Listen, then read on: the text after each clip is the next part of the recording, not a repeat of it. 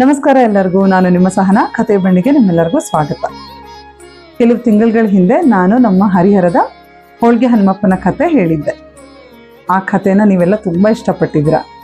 ಅದಕ್ಕಾಗಿ ನಮ್ಮ ಕತೆ ಬಂಡಿ ಕಡೆಯಿಂದ ನಿಮಗೆಲ್ಲ ಧನ್ಯವಾದಗಳು. ಈ ವಿಡಿಯೋ ನಾನೊಂದು ವಿಶೇಷ ಉದ್ದೇಶಕ್ಕಾಗಿ ಮಾಡ್ತಾ ಇದ್ದೀನಿ. ಅದೇನಪ್ಪ ಅಂದರೆ ಏಪ್ರಿಲ್ 12ನೇ ತಾರೀಕು ಹನುಮ ಜಯಂತಿ. ಹನುಮ ಜಯಂತಿಯ ಪ್ರಯುಕ್ತ ಹರಿಹರದ ಉತ್ತರಾದಿ ಮಠದಲ್ಲಿ ಅಂದರೆ ನಮ್ಮ ಹೋಳ್ಗೆ ಹನುಮಪ್ಪನ ಗುಡಿಯಲ್ಲಿ ವಿಶೇಷವಾದ ಕಾರ್ಯಕ್ರಮಗಳನ್ನು ಹಮ್ಮಿಕೊಳ್ಳಲಾಗಿದೆ.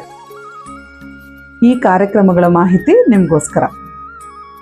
ಏಪ್ರಿಲ್ 6ನೇ ತಾರೀಕಿಂದ ಏಪ್ರಿಲ್ 11ನೇ ತಾರೀಕು ತನಕ ಪ್ರತಿದಿನ ಸಂಜೆ ಮುಖ್ಯ ಪ್ರಾಣ ಸುಳಾದಿ ಪಾರಾಯಣ ಇರುತ್ತೆ.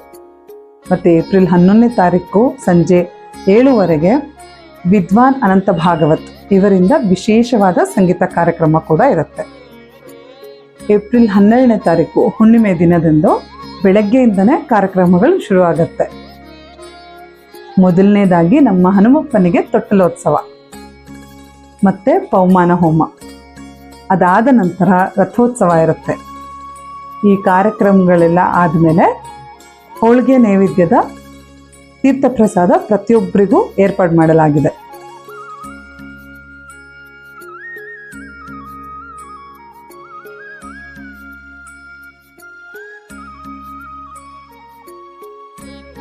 ಯಾರ್ಯಾರಿಗೆ ಸಾಧ್ಯ ಆಗುತ್ತೋ ಅವರೆಲ್ಲ ತಮ್ಮ ಟ್ರಾವೆಲ್ನ ಪ್ಲ್ಯಾನ್ ಮಾಡಿಕೊಂಡು ಈ ಒಂದು ವಿಶೇಷವಾದ ಕಾರ್ಯಕ್ರಮಗಳಲ್ಲಿ ಭಾಗವಹಿಸಿ ನಮ್ಮ ಹನುಮಪ್ಪನ ಕೃಪೆಗೆ ಪಾತ್ರರಾಗಬೇಕು ಅಂತ ಕೇಳಿಕೊಂಡು ಈ ವಿಡಿಯೋನ ನಾನು ಮುಗಿಸ್ತಾ ಇದ್ದೀನಿ.